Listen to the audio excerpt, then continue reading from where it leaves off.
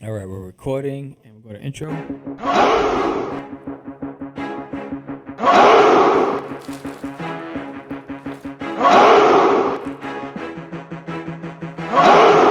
We are the only show for independents all around, giving you a platform to spread your word all over town. Cast the Craze is the place to promote to your fans with the dream of Medina and Sam the Crazy Man. Subscribe to our show and never miss an episode. It's time to get your mans, listen to us on the go. Updated every week, we never miss a day. Join the squad, come on in. It's time to catch the Craze. If you are an independent, catch the Craze. Making moves on your own, catch the Craze. On your grind in the streets, catch the Craze. Join the movement, catch the Craze.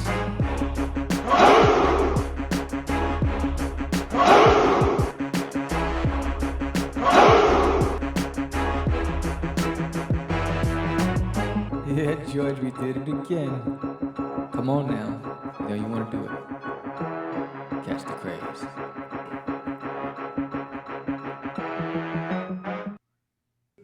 Welcome to Catch the Craze podcast. I am your host with the most, Sam the Crazy Man, Vera, and I am with...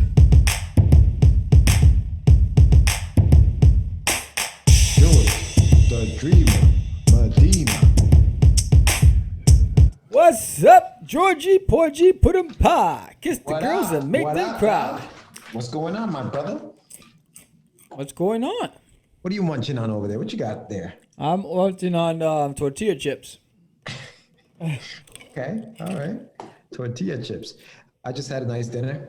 Yeah, what'd you have? You ever had squash, spaghetti squash? Yes. Not spaghetti squash, but I had squash. Yeah, there's a thing called spaghetti squash. Spaghettis. Which it's fitting. Okay, so this is fitting. So welcome everybody. Today is November 27th. So happy Thanksgiving Oh, to is it? everybody watching. Wow. Yeah, 11/27 is our Thanksgiving show. Wow. Which it's episode 213. Thanksgiving. Is that what it the is? Thanksgiving show. Yeah. Guessed. The wonderful Dani Smith will be on the show. Yes, you're right. Talking about some artwork, digital art, and but the reason why I brought the fact that it is the Thanksgiving special is because, you know, bringing it back to how terrible this year has been, right? 2020 has been a terrible year, but still I'm thankful, okay? And I'm thankful for a few things. Now, I'm thankful that my family's healthy, that I've managed to stay healthy. I'm thankful that despite how terrible this year has been, I've had some live events that have happened.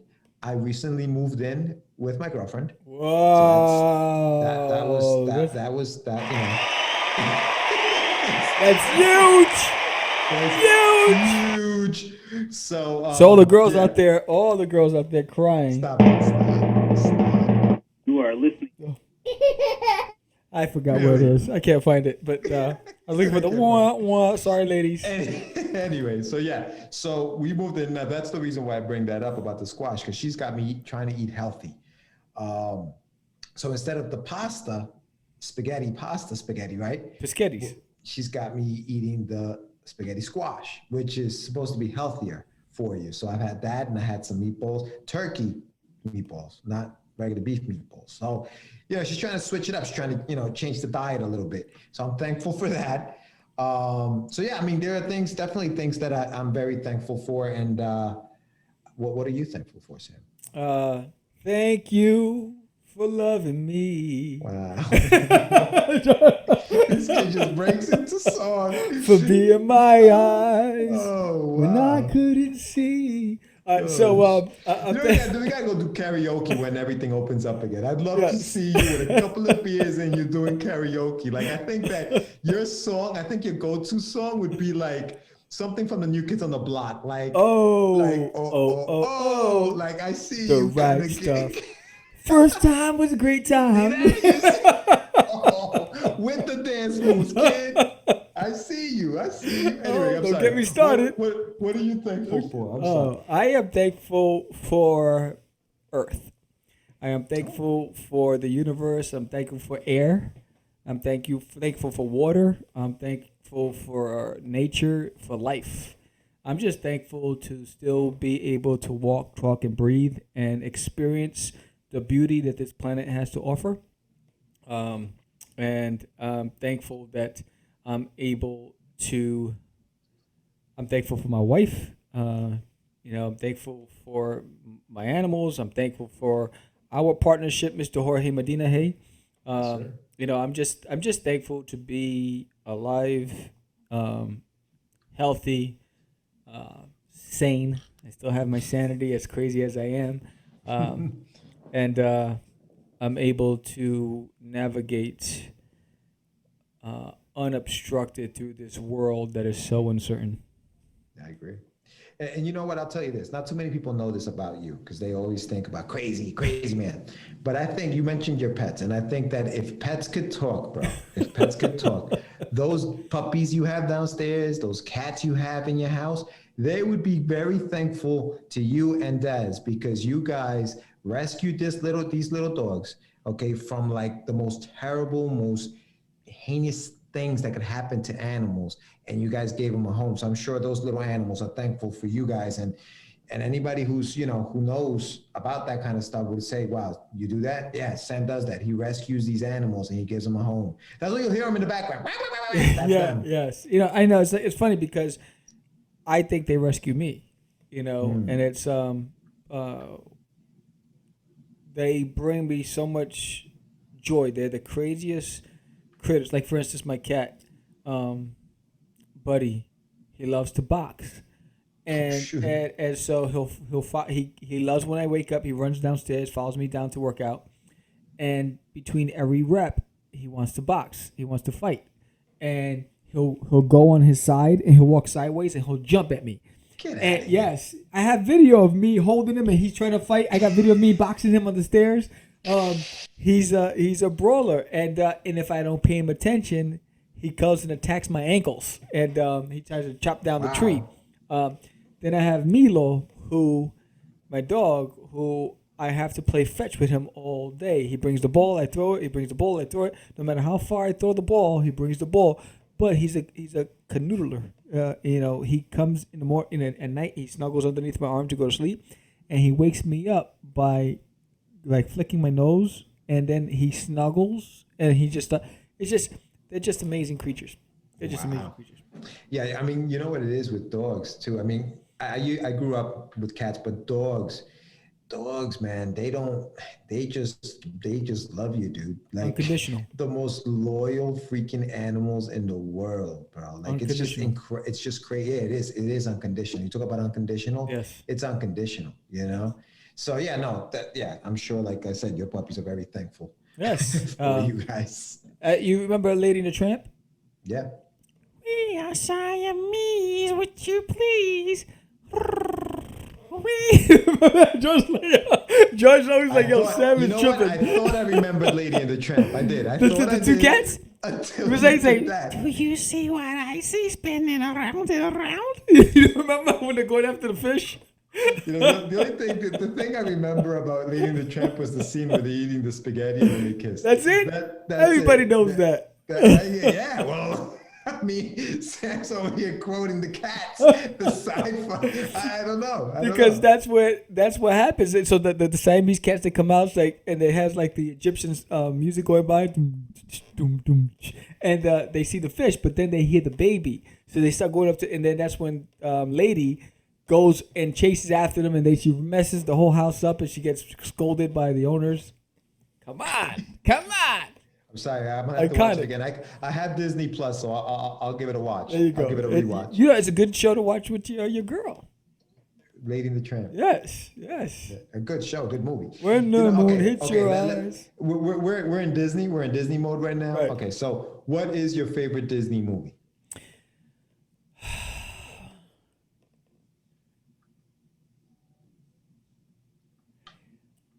I love Beauty and the Beast. Okay, But I also love The Prince of Egypt. okay, Yeah, so those are the two. Gotcha. Beauty and the Beast and Prince of Egypt. Who's yours? gotcha. So Judgment Free Zone, right? Judgment Free Zone. My favorite Disney movie. Snow no White? lie. No, that's not. I'm like, no, come on, man. No. And when I tell you which one it is, you'll be like, really? The Little Mermaid, bro. Wow. Done. Sebastian, are you kidding me? Kiss the girl? Yo, dude, that movie is sad. That movie's great. I don't care. Listen, I love Beauty and the Beast is a good one too. I like The Lion King, but honestly, The Little Mermaid, the joint. Yes. The joint. What is it? Where's my thing? No, it's not this one. It's not this one. Yeah. Let's see. Anyway, so no. Okay, so aside from being thankful, you got something going on? Yeah, I'm gonna find something for you. Oh boy! All right, well, you find that. So Dani Smith will be on the show, and our Get Your Meds segment today will be my favorite song. Oh, here we go. You can straight up. This girl has tangled with the wrong man. No one says no to Gaston. Wow. Dismissed. Rejected. Gaston is hysterical, dude. Gaston is incredible. Perfect up your paragon. You can ask any Tom, Dick, or Stanley. and they'll tell you who's Stevie. Did you like the remake? Did you like the live action joint?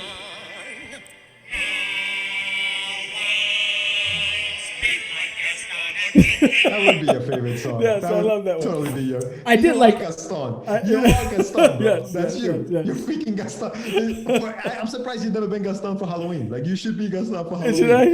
Yeah. Absolutely. You and Des should dress up as Belle. There you go. And you guys should go as Belle and Gaston. Not Beauty and the Beast, but get Belle and Gaston. I like the version, the real version. did? Yeah, I enjoyed it. Yeah, I mean, it was good. I'm just partial to the animations. Even the Lion King, I'm just partial to the animation. Oh, I the just Lion like King, the yeah, animation better. yeah. But Beauty and the Beast, I just love didn't it. like that. What they were trying to do with it. I just think Disney nails it on all levels, from the score, the soundtracks, to the storytelling. I mean, it's just beautiful. You know what's one movie that I thought the story and the message of the story, if you're a parent, was Finding Nemo. Yes. Like just letting your kids go and being afraid of letting your kids go because you're afraid that they will get hurt. Like I'm sure that's real to a lot of parents, and they managed to do this kids movie and add that to it. It's just incredible. They really do a good job. And I'm sorry, No, that's not. Is that Under the Sea? Which one's Under the Sea? Under the Sea. Who's that? Little Mermaid? Yeah. Ah, there you go. What are we doing? Little Just Mermaid. say, there's another good one, Pocahontas. Pocahontas was good. Yeah. Aladdin's good too. I like Aladdin. What was the song for Pocahontas? I don't know the song. Mulan is on Disney Plus, and I'm waiting till December 3rd because I'm cheap and I want to watch it for free. I mean, I pay for the service, so I'm not necessarily watching it for free. What are you looking for? Songs? It's by what's the name? Who sang that damn song? See, this is what happens when we go off the cuff.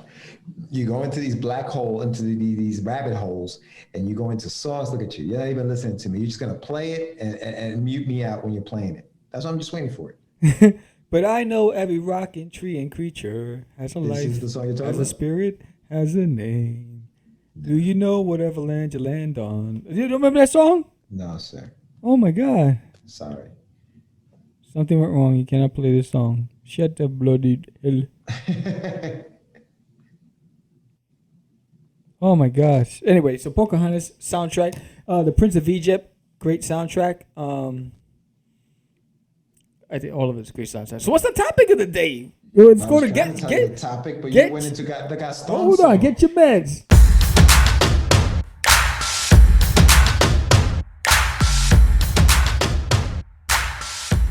It's time for your medicine. It is time for your medicine, Jorge Medina. Hey, what is Time the for your topic of the medicine. day? Topic of the day today is pro tips. Pro tips. Pro tips. What have you learned from the pros that you apply to your work? Whoa, snit So apps. when we say pro tips, we're not telling you we're going to give you pro tips. We're talking about what pro tips have we heard from professionals that we have applied into our Yes. work environment or our endeavors. Yes, because we So- is professionals. We're So talking I about have- professionals. I I have three. Oh, you have I three? don't want to make a list too long Man, because he's trying to outshine me. we don't have. Well, how many do you have? You only have one. I Or you have none. I'm just gonna wing it. Let's go. I like it. I like it. Well, okay. So you want me to start and then get your juices flowing with some of these? So you want to be starting something? You got to be starting All something. right. So here we go. Let's So, go. Pro tip number one. Numero uno. That I've learned from being around the pros: meet deadlines. Meet the deadline. Make sure your deadlines are met. Nobody's gonna work with somebody who cannot meet deadlines. Word. A lot of writers, a lot of people invest a lot of money in artists to get projects done when they need them done. And you have to remember that. It happened to us, right? We had a Kickstarter we were going to launch. Remember that? We needed an artist. We thought we had an artist. The artist told us they had their stuff. They were going to get it to us in 60 days. 30 days later, hadn't done anything yet. But we have a deadline because we're ready to launch a Kickstarter and we had no art. Word. So meet your deadlines. That's very important. Yes. Number one, meet the deadlines. You want to discuss that for a little bit, Sam, or you want me to just go through my list and then Go we to your back? list and then we can just round it off, bro. All right. Don't overcharge and don't undercharge. Know your worth. Know how much you should be charging for your work. Whether it's through research you've done where you know what the market says you should be charging, be honest with your level of your professional level, your talent level, be honest with that, know how much your stuff is worth. And that's the tough part, right? Am I overcharging? Am I undercharging? What do I do here? But you have to figure it out. You have to see, and you have to be honest with yourself. Put some feelers out, let people know, Figure it out negotiate. before you meet me. It's over. It's a whole negotiation. The other pro tip, and I think that is important, is get accustomed to signing and writing contracts. Yep. Okay. Work with a contract. Forget the handshake. Forget I'll work with you, in an email or whatever. Get something in writing, sign it. Get used to that signing things. Okay, we've signed here. This is what we're going to do. Now let's get to work. Right. So I think that for me, those are the three things: meeting deadlines, don't overcharge or undercharge, and make sure that you are signing paperwork, or when you're writing a contract as a writer, write a contract and have that artist sign it. This is what we're agreeing to. Signatures go here, dated, so forth. So I think those are the top three that I could think of. What are your thoughts, Sammy? I like that, but I think the biggest part of it all is planning, learning to plan. I don't like that you use the word "but." All right, I don't like that you use the word see "but." more butts. So See more. But that was a classic freaking Simpson joke. Yes. Anyway, go ahead. So what were we I think saying? the planning part is critical to meeting deadlines and also taking on jobs. So I think it's twofold: knowing your value, but also understanding the market. Mm-hmm. If there isn't a demand, or there isn't enough work to go around, you have to know what your highs and lows are. Now, for example, I work with a lot of different artists, and I always start off with, this is the budget. I don't care what you think you're worth. If you accept the budget, I accept the same level of quality that I see in your portfolio.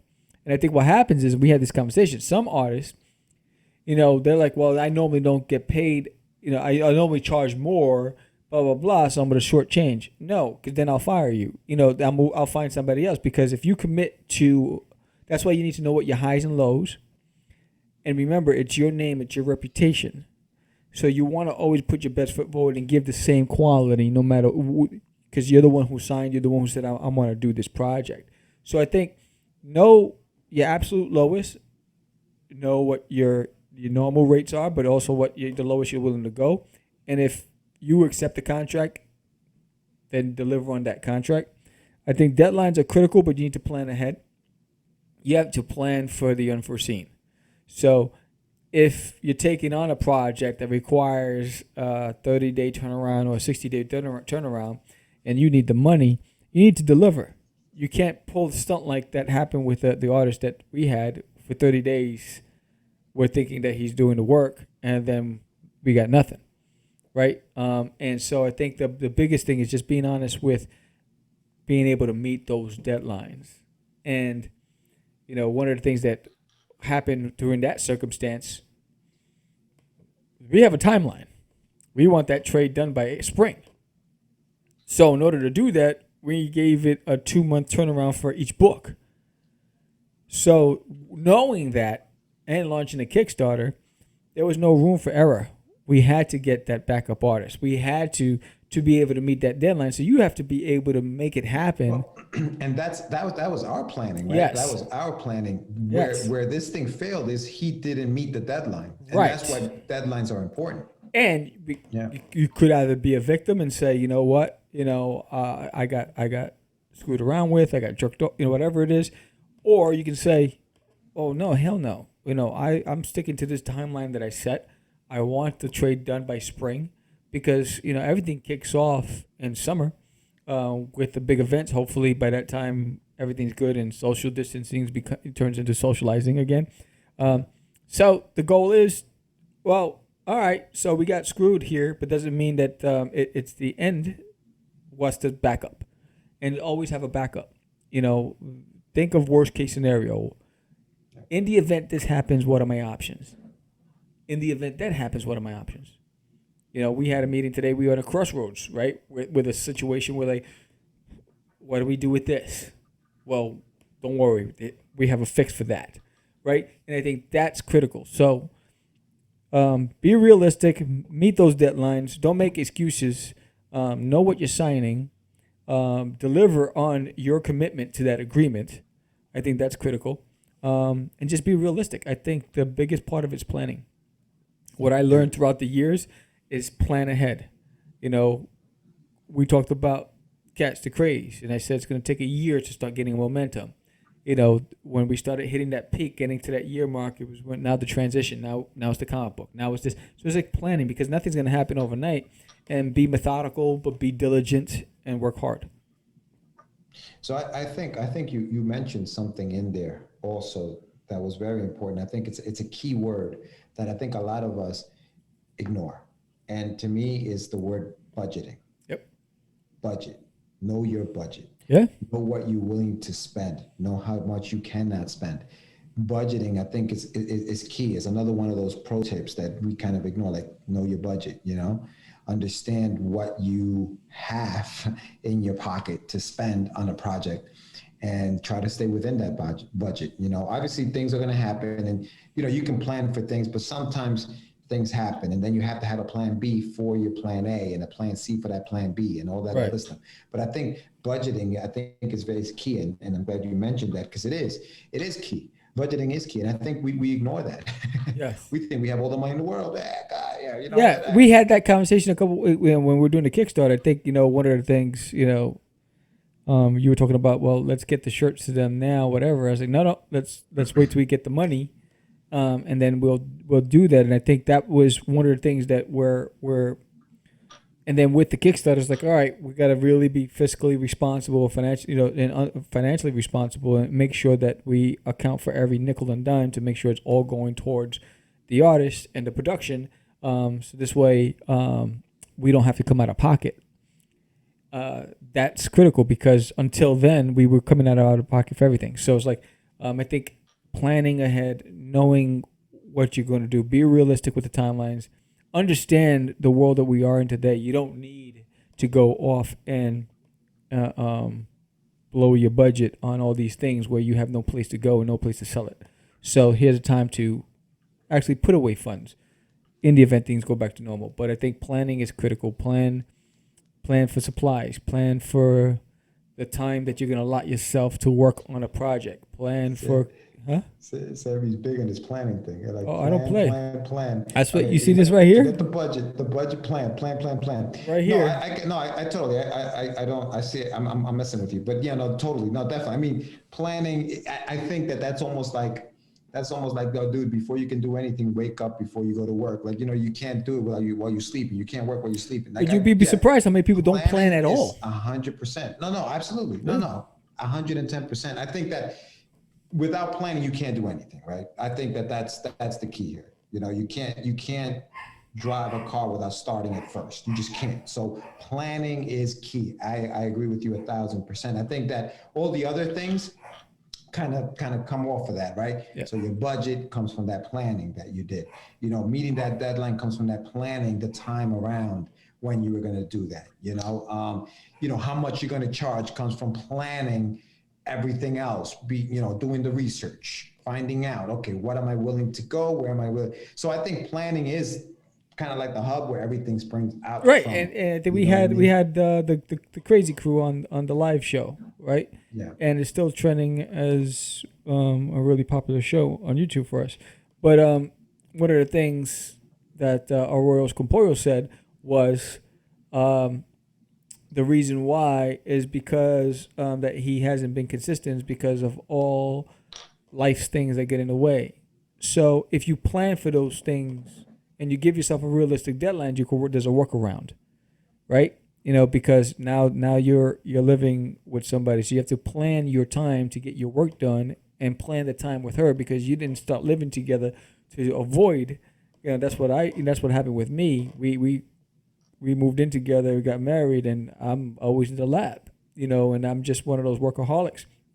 But I think you got to plan for that. So it's like, all right, these are the time frames I'm going to be with my spouse. These are the time frames that I'll be at work making money, whatever it is. These are the time frames that I got to walk the dog, whatever, all those things you got to do.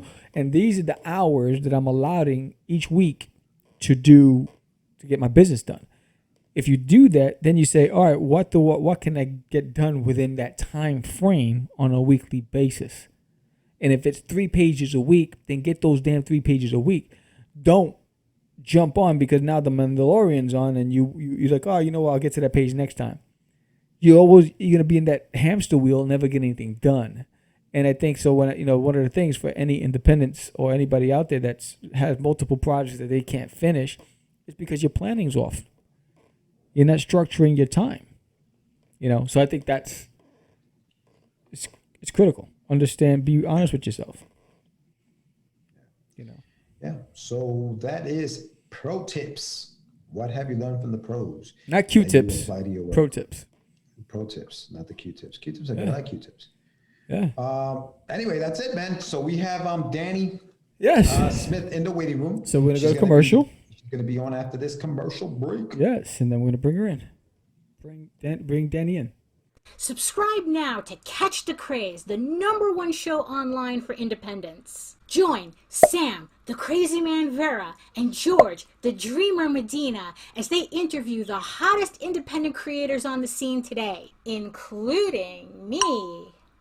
So, what are you waiting for? Did you catch it? Subscribe to Catch the Craze now. No whammies. Welcome. How's it going? It's going. Hey, welcome. How's it going, Dani?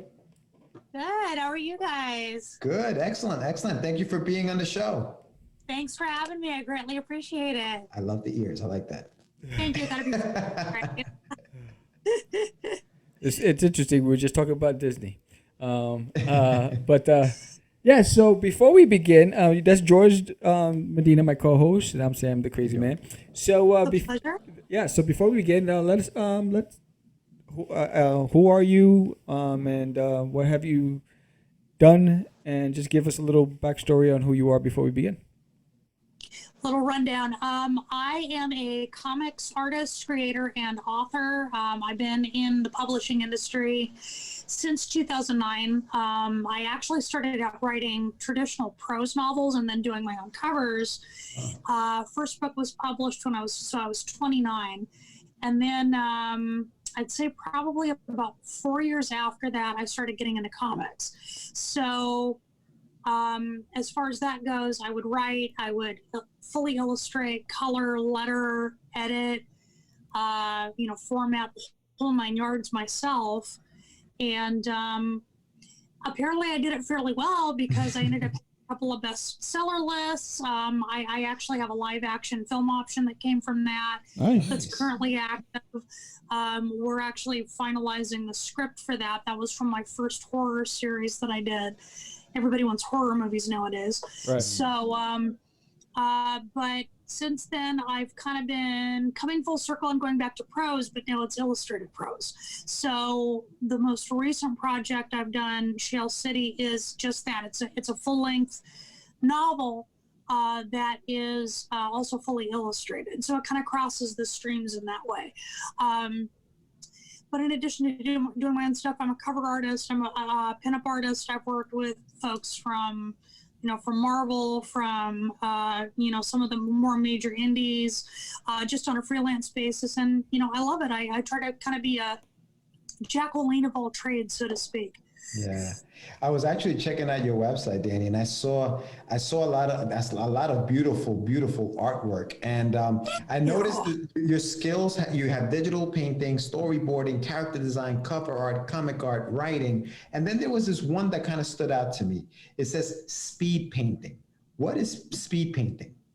So speed painting is kind of it's usually digital, and it's usually where you will try to challenge yourself and complete a full piece within a certain amount of time. Usually it's maybe in an hour, maybe it's in 3 hours, maybe it's in like one day, one sit down. And I find that it produces some really unique dynamic work, and it also challenges me to improve my skills, which I'm always trying to do. Yeah. So periodically I'll do a speed painting, whether it's one of my own characters, whether it's, something from pop art, popular culture, what have you, and just kind of challenge myself and see what I can come up with, just like that. That's awesome. That is Thank awesome. you. Do you work traditionally, or do you do most of your artwork through digital? Like, do you combine the two? Sometimes people combine too. Right. My original skill set was traditional. I started out when I was a teenager and in my early 20s, pretty much entirely doing work with acrylics and oils and graphite. Those were my big medium. Truthfully, I kind of shoved foot in mouth and refused to do digital for years because I had this very erroneous kind of idea in my head that if I did digital, I wasn't a legitimate artist. Of course, nowadays I would completely disagree. Again, foot inserted in mouth. And now that's pretty much all I do, besides your occasional pencil sketch or ink sketch, something along those lines, to keep the skills sharp. So I don't really see myself going back to doing traditional anytime soon, simply because digital is so fun. Right. Plus, it's better for my health. It's better for my family's health. I'm not using all these chemicals. I'm not making this big mess. It's better for the planet, in my opinion. Yeah. I enjoy it, and that's where I am right now. I have a nephew who's turning 18 this year, and he's been working, and he's been working in Photoshop. And so he's getting his skills set up. And I was having this conversation with a friend of mine, Aníbal Arroyo, who you might know. I'm not sure. I think you guys are friends. Yes, he's a good friend of mine. We've been friends for a long time. Yeah. He actually recommended you to the show. So I know. I'm so honored. But we were having this discussion, and he told me, he said, you know what, George, you should really encourage your nephew to learn how to work traditionally, because that'll help him in his digital path, so to speak. Do you agree with that? Do you think that that's something that every young artist should start off traditionally, let's say, and then move into digital? Obviously that's where we are, but. Right. Truthfully, I think it's the best foundation I do. Yes, it's more challenging, but I think that challenge forces you to kind of up your game. So yeah, I would say at the very least, grab a sketchbook, grab graphite pencils, or even a mechanical pencil, some pens. Play around with traditional medium. It doesn't necessarily mean that you need to get into oils, you need to get into acrylics, what have you, but try it, give it a shot. And then, like I said, it'll force you to improve your skills, post haste and double time. Because obviously, I'll admit it, with digital, you get to cheat a little bit. Anybody who says otherwise is completely wrong. Yeah. When you're working traditionally, you can't hit Control-Z and completely backtrack. You have to trash it half the time. Right. or spend hours longer working on it, whereas within 2 seconds you can fix it digitally. So yes, absolutely, working traditionally first, or at least on the side, I think is very, very important. Yeah. No, good advice. Good advice. Yeah, I'm gonna tell him. Yeah. But also, so now, Danny, you and Sam alluded to starting out from the beginning, coming forward. Sure. Did you start off as a writer, or did you start off as an artist? And where did you learn your skills? Like, did you go to school for it? Like, how did that kind of happen? I'll have to kind of go back to childhood, I guess, to give you the full picture. I started out, per my mother, I started drawing when I was 15 months old, but I was also a very early talker and a very early reader. I don't know. That's what she says. I don't know. I trust your mom, but yeah, I was very, very young when I became creative. It was probably just inborn. Some of us just are that way, and but I was also an early talker and an early reader, and I came from an avid reading family. So telling stories, at least orally, was something I apparently also did when I was very, very young. Toddler age. I apparently tried to write a poem when I was 2 or 3, and so I guess you could say that. Yes, I was a writer and an artist at the same time, but during different times in my life, I've swung from one to the other. And, I guess you could say that I primarily was an artist as far as timing goes.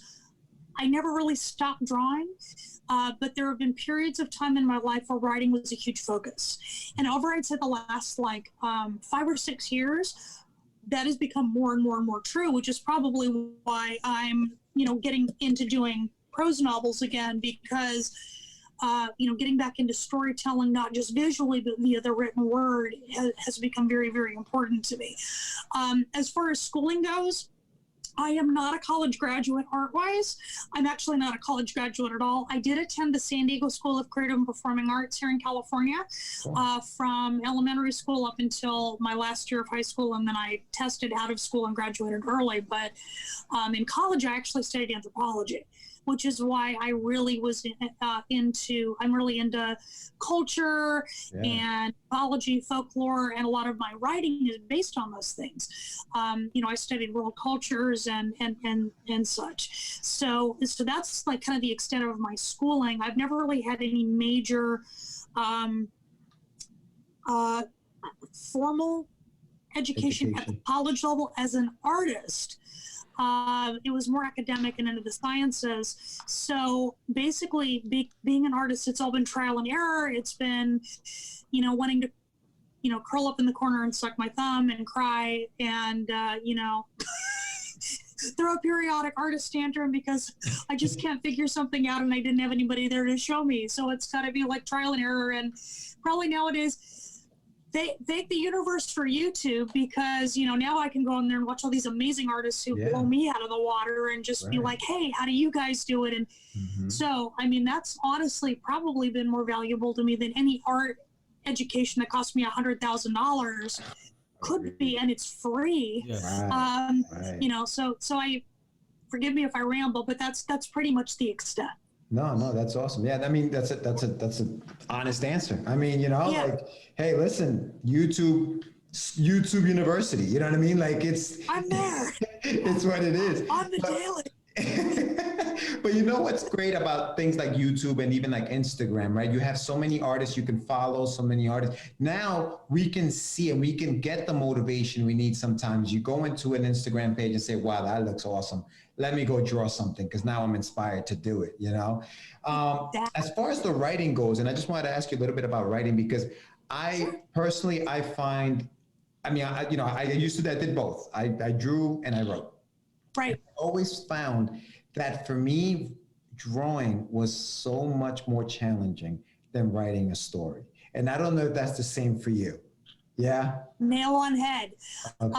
And I'm going to probably be a little unpopular right now when I make a statement here.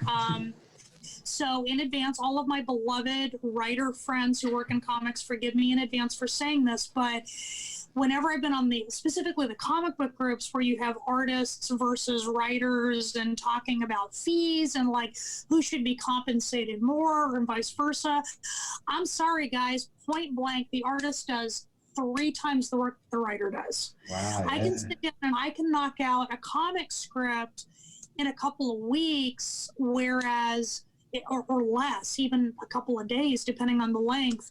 Whereas, as an artist, I mean, doing a 24-page comic or even an episode on a webtoon takes weeks or months if you want to do a high quality job. So absolutely, I agree. Writing is always easier. What do you think? Why do you think that is? Why do you think writing is so much easier or faster, let's just say, than drawing something?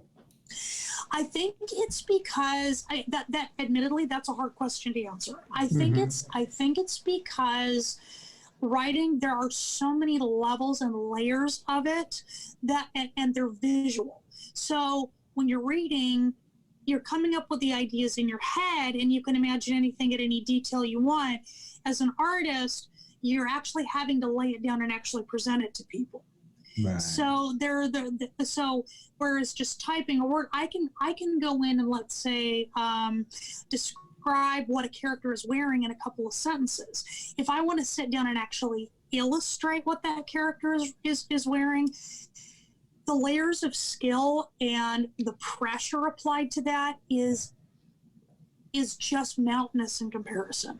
Interesting. Yeah, I think I see what you mean, because and if I'm just going to dumb it down. If you're like you said, I'm describing this sweater, right? Right. I'm sitting down. I'm describing this sweater. You can see every single crease in the cloth.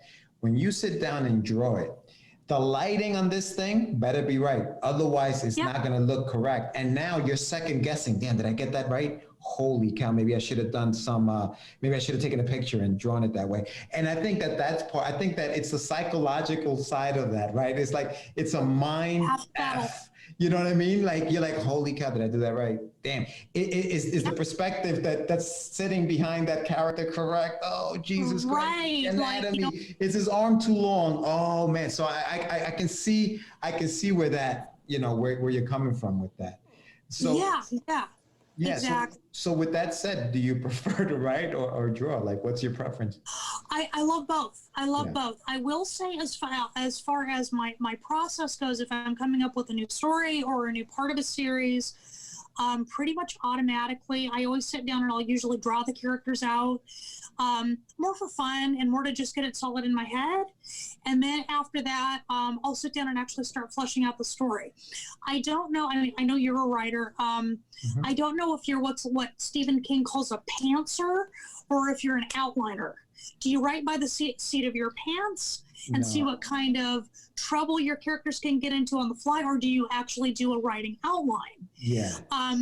I find that I kind of do both, but sitting down and drawing the characters first will allow me to actually outline and tell the story better right off the bat. Yeah. I see. And I'm glad you said that. I think that myself, and I don't know about you, Sam, but I'm an outliner. Like, I like to outline the story. Right. And I think that some writers may say to you, well, that's where the hard part is. It's in the outlining, not in writing the script, but in preparing before I even get to the script. That's hard. No, I know what I mean? So I'm definitely more of a planner, and I do the whole. What about you, Sam? What do you do? Same thing. I think it's the planning stage, and for me, it's a process. It starts. Right. Starts with, all right, you have the concept, but then who are the characters, and then what's the backstory of the characters? It's like you have to give life to every specific main character, sub character. So I go into like all these layers when I'm writing a story. Yeah. Yeah, absolutely. I think that's probably, for a lot of people, that's the best way to go, and it definitely takes some of the headache out of it. Yeah. Yes. Once you have, I think when you have a timeline, you have a history, you have a backstory, you have a beginning, middle, and end. It's easier to write a sequential story, or write whether it's volume 1, volume 2 if you're writing novels, because now you have a Bible in a sense. Right. Precisely. Yeah. So Dani, tell me a little bit about some of your art. I'm looking at your website. You have some beautiful artwork in here. What is some of your inspiration? What inspires you to create some of these? Other than you were commissioned to do something. Like what inspires you to create some of these pieces? From with my personal work, I'm inspired heavily by fantasy and horror. As far as I'm an avid bibliophile, I love to read, and as mentioned, I studied anthropology in college. That's and awesome. I really, really, really am into folklore and mythology. I'm also really into surrealism, so I like to mix a lot of those things together. As far as my most recent project goes, with Shell City, it's epic fantasy. So my recent Instagram and such, you'll see a lot of those characters illustrated. And they're all based on mythology, like from Japan and from Greco-Roman tradition and from Mexico and Ireland. And, so that's definitely a big foundation. Surrealism, I just like, honestly, I like creating stuff that just has kind of an interesting kind of edge to it. Yeah. Just something, symbolism, whether it be religious, spiritual, nature-based, that's a huge influence. And just a lot of the books I read. I might, one day I might feel like doing an illustration of a beautiful female character, and then the next day I might want to illustrate something that's more grotesque, Right. If I happen to, be in that mood. So, but I would say that the foundation would be, mythology, fantasy, horror, and the cultures that give birth to those genres. Right. Gotcha. Can you tell me about that image behind you? My husband did this. Oh, really? My husband's muralist. Yeah. This is awesome. actually one of my characters. He's done murals of my characters from my more popular stories all around our house. So you walk in my living room and this is right in front of you. That's pretty cool. That's awesome. That is pretty cool. Yeah, thank you.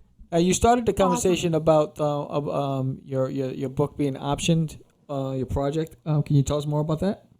Yes, that was actually my series that actually was a bestseller for a bit. Black Dog and Rebel Rose. It's a paranormal, supernatural, dark fantasy horror film concept.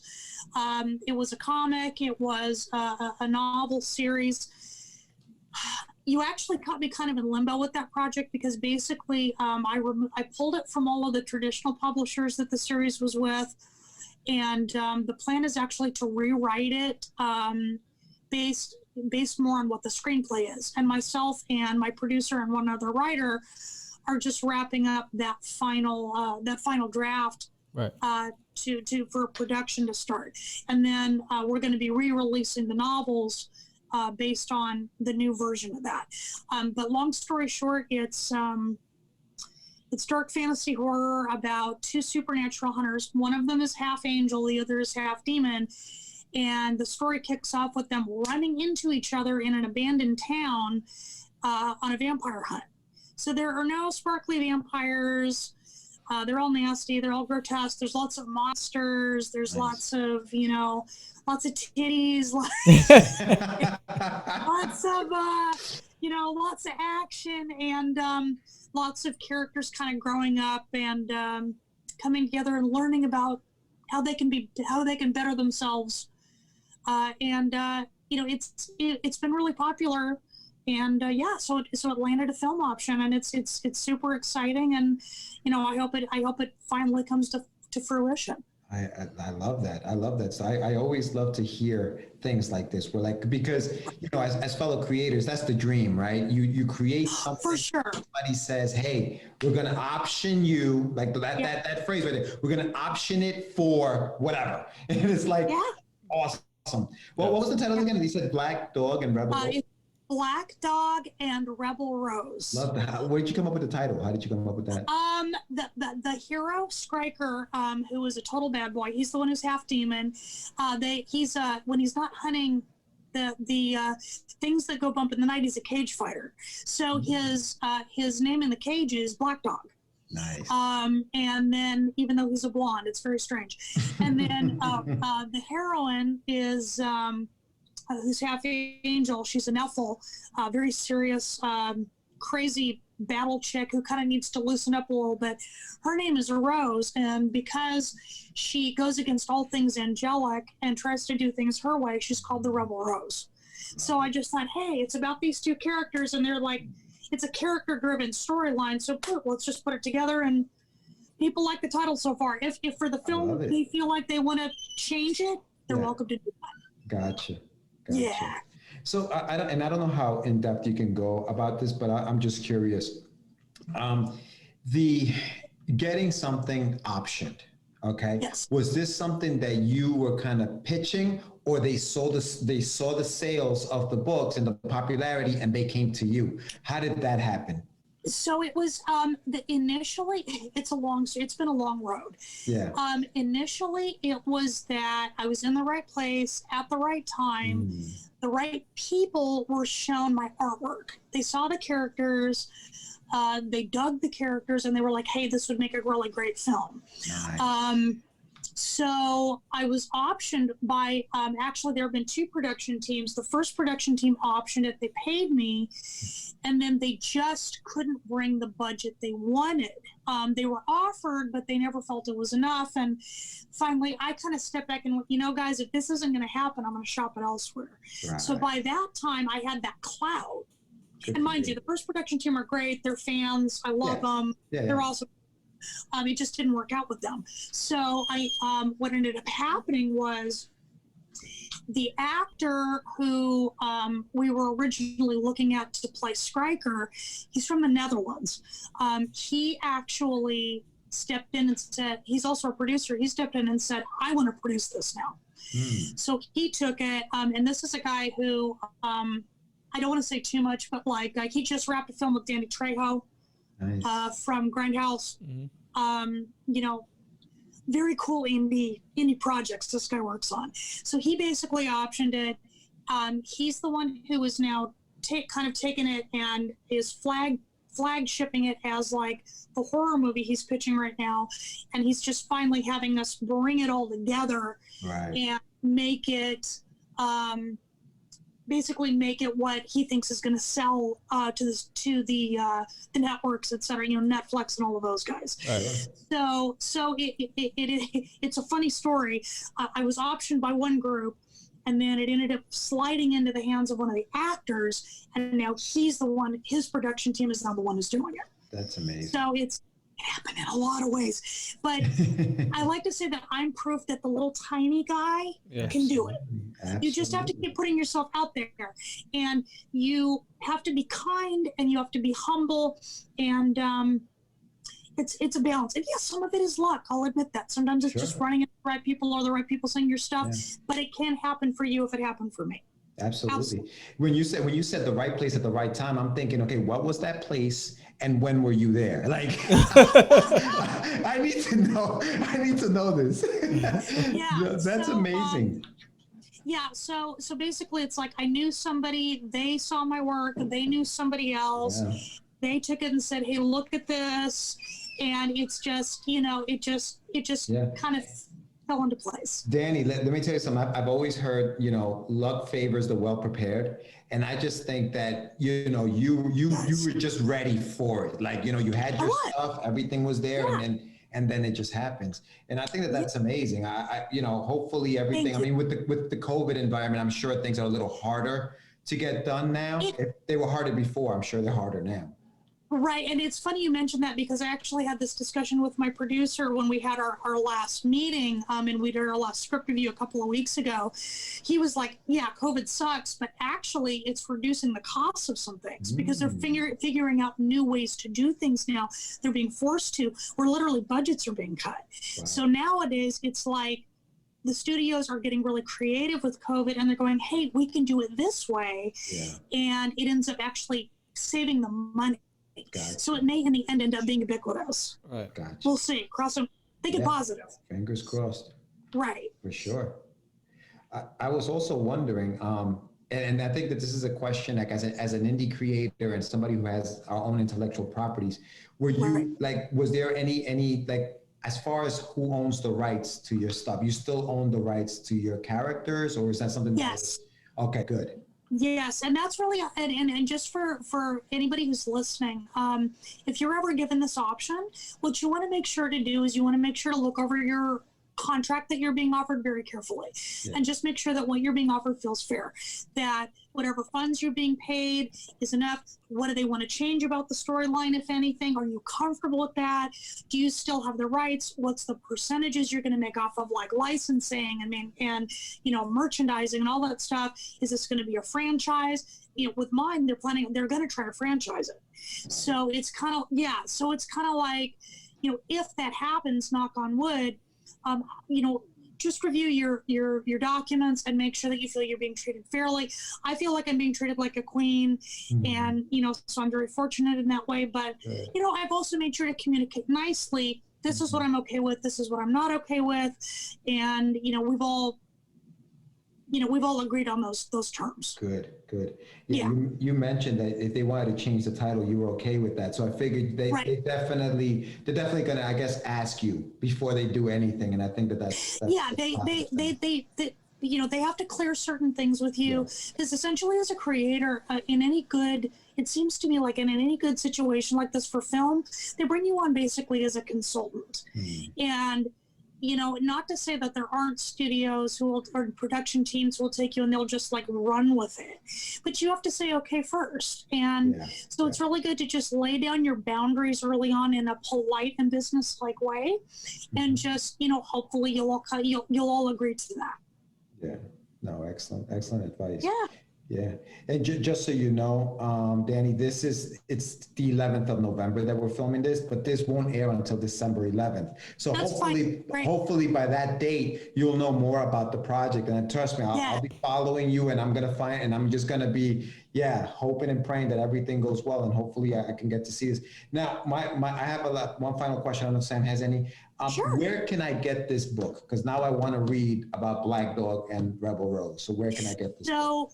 So the book, that particular book is actually going to be republished probably in January. Okay. We're rewriting it. So currently the only copies you can find are actually on like Amazon Marketplace, because they were actually temporarily pulled out of print. Okay. So as of right now, mark your calendars, whatever. Follow me on Instagram, follow me on social media. I am going to be posting preliminary illustrations for that book in the next couple of weeks. And like I said, my co-writer and I are planning on hopefully publishing it around January, February. Okay. So that's when that'll hit. In the meantime, the title that I've been hawking that you can get right now is Shale City, which is my other series. Which one is January is probably planned time. What is the name, Dani? I didn't hear that. Shale City. That's the one. That's the one that I have out right now that just came out on Halloween. Nice. Right. I don't know if you mentioned it earlier, and it maybe just went over my head, but what was the thought process behind rewriting it? What did you want to see changed? Well, what we did is we sat down. I sat down with my producer, and we kind of hashed out how we can just improve the story, because, as the great Stephen King says, a story is never really completely written. You can always improve on it. So, and my producer is one of those guys who I really trust, and who, had some really great ideas as far as what would work well for a film audience that I then felt would translate really well into my readership as well. So essentially what we're doing is we're adding a ton of new characters. We're adding a ton more to the storyline, and expanding what would have been in book 2 is now being mashed together in book 1. So it's going to probably be it's twice as long. There's way more creatures, way more monsters, way more magic. Basically, you can think of it going from a really high quality, character driven novella to being a full blown epic. So think of it as like indie film to somewhat like Harry Potter or Lord of the Rings size, but while maintaining the character integrity. Yeah. So it's gonna be very, very beefed up. Very Nice. beefed up. Nice. And then the story behind the ears. I'm sorry. That's Shale City. This is my most recent novel. It's a separate franchise from Black Dog and Rebel Rose. It's epic fantasy. This is essentially my homage to Tolkien and Middle Earth. So The Hobbit, the Lord of the Rings. This is kind of my version of something along those lines. It's a punk rock fairy tale. It's planned as a trilogy, but basically what it does is it takes characters from mythology like Kitsune, Faun, Merfolk, satyrs, trolls, fairies, what have you, and it puts them in an urban punk rock setting. So you've got, these mythological creatures running around wearing, spiked vests and having mohawks and, mosh pitting. And it's a really fun ride. It's no holds barred. It's basically the series where I just shoved a bunch of stuff that I love together, didn't give a crap, brought it to my editor and said, am I nuts? And she said, no, you're not nuts. No one's ever done this before. I think you should. And I just went for it. And so far people really like it. So that's it in a nutshell. Love it. Awesome. Love it. You're Awesome. busy. You're busy, Danny. I love it. Non-stop. Mabala. There you go. There you go. So, any final words you want to leave with the audience? Just if you're a creator, don't stop. Keep going. Keep at it. You're gonna have days where you're crying in the corner, and other days where you feel like you're at the top of the world. It's all gonna happen. Ride the wave. Keep putting your work out, because no one's gonna come knocking on your door. You're gonna have to put that out there, and if you do, you're gonna make it. Just keep the faith. Outstanding. Thank you so much, Danny. We really appreciate you coming on. And again, we're going to have you back when the film is released. Okay. Awesome. Let's go. And we'll definitely talk some more. I'm going to follow. So on Instagram, how do we follow you on Instagram? Give us your social and your website and all that other good stuff. Instagram, you can find me at Dani Quick Draw. So it's DANI. Quick like a fox, draw a picture, Dani Quick Draw. I try to post a piece of art at least every couple of days, if not more frequently, on Amazon, not Amazon, I'm sorry, Facebook. I'm under just Dani Julian. You'll know it's me. There's art all over the place. You'll see me with the ears. Can't miss it. Twitter, also Dani Quick Draw. I'm not on Twitter a whole lot these days, but I do pop on once in a while. And then, yes, on Amazon, if you just look at Dani Julian, you'll find my most recent titles and whether or not they're available. Sweet. Outstanding. Perfect. Thank you so much again for your time. Yes. You got it. Have a great night, guys. You too. Take care. Thank you. Take care. Back to main screen. Okie dokie schmookie. And we are back. There we are. Wow. Yeah. Very busy. Dani, inspiring. Another inspiring interview. Yes. Yeah, it's like she said, it doesn't matter how big you are in the scope of, all of these creators. We all have a chance to make it. And having one of her stories optioned for a film is amazing. And it's great. And I can't stop using the word amazing because I think it's just incredible.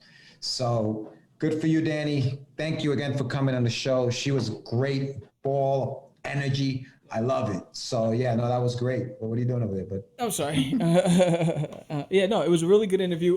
Really, a lot of insight. Hard worker. I mean, I'm definitely putting out a lot of content. I mean, you seen the size of that book?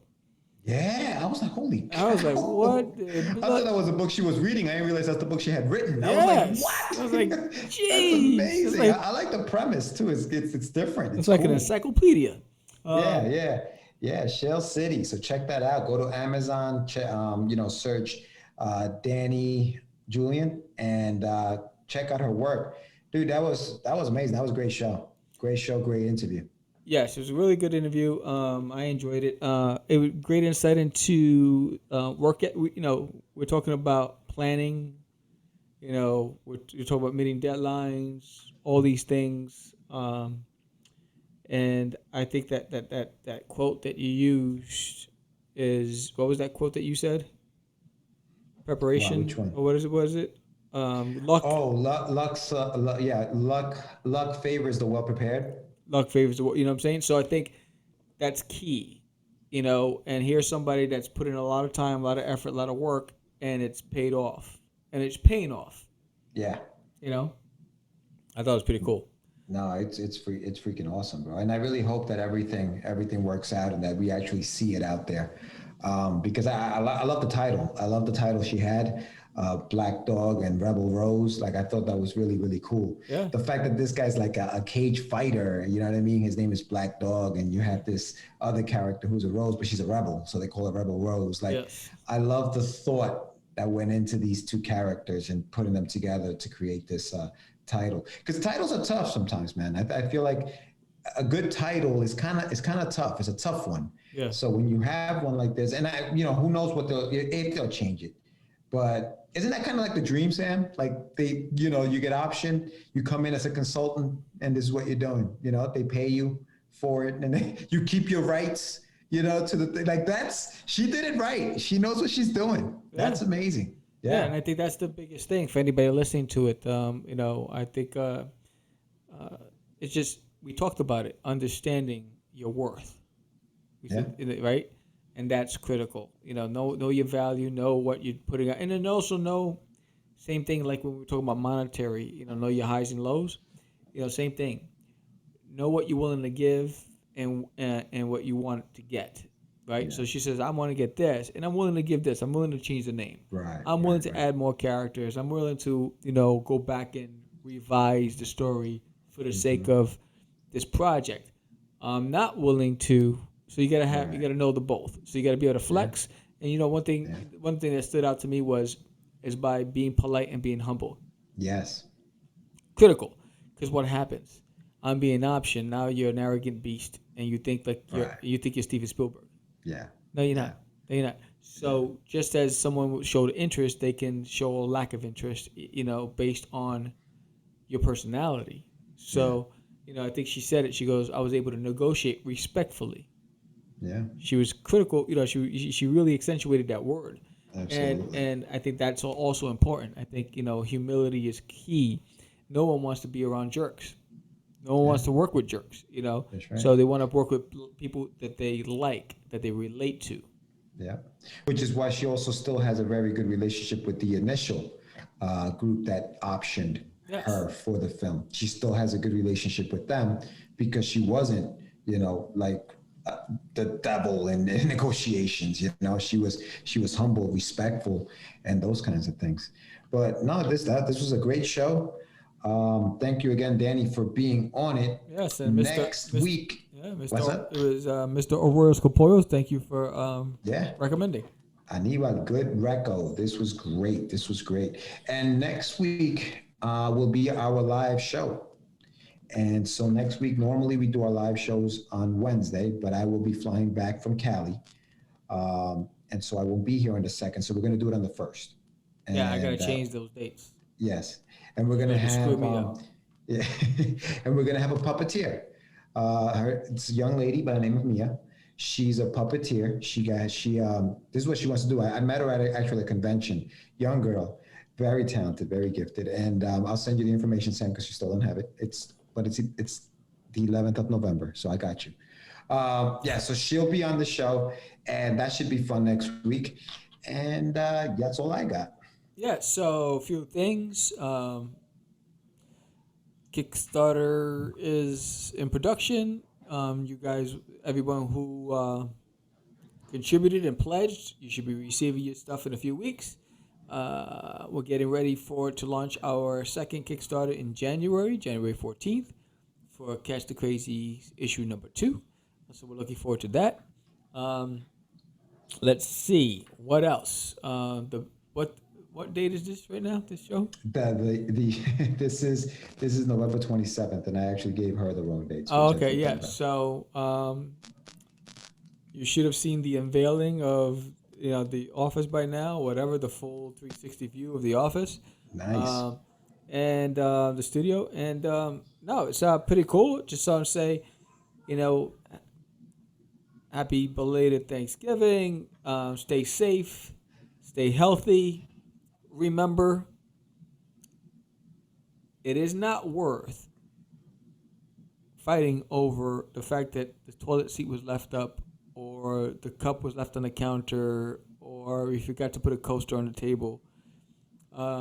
Overlook those little things and just say, you know what? I'm glad I even have somebody to be that's a little annoyed with me right now. It's better than not having anybody at all. So give thanks to the people that you have around you. Take the time with the social distancing to hug somebody, to say I love you, say I appreciate you. Show some kindness. I think we need a lot more of that. I think if the world all simultaneously just said I love you, I think the universe would respond in kind, because there's just too much hate, and we need to change that up. We need to turn that frown upside down. So that's me in a nutshell. I'm Sam, the Crazy Man Vera. George, the dreamer. Medina. Peace, y'all. Hit that subscribe button, and don't forget to like. Hit that like button. We need you. Peace. It's just easy. It's not. Crazy. Acquiesce. No, I was talking about my friend Acquiesce. I meant say my name, right? This is what you were thinking? Oh my. He described me. He said, I'm the what? Catch the Craze. You're listening to Catch the Craze. You're listening to Catch the Craze. You're listening to Catch the Craze. You are listening to Catch the Craze on Catch the Craze. You're listening to Catch the Craze. Candy girl.